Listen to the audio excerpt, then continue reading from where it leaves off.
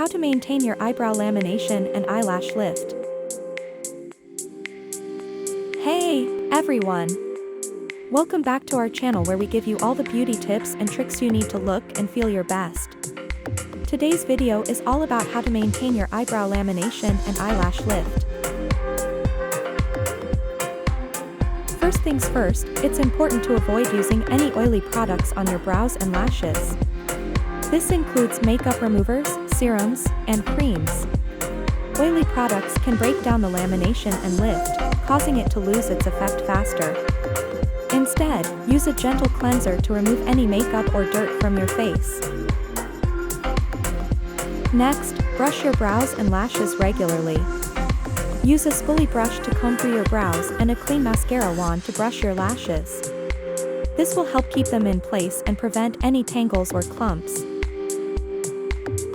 It's also important to keep your skin hydrated without using any oily products. Use an oil-free moisturizer to keep your skin soft and supple, but avoid applying it directly to your brows and lashes. When you're out in the sun, wear sunglasses to protect your brows and lashes from harmful UV rays. This will help prevent any fading or discoloration of the lamination and lift.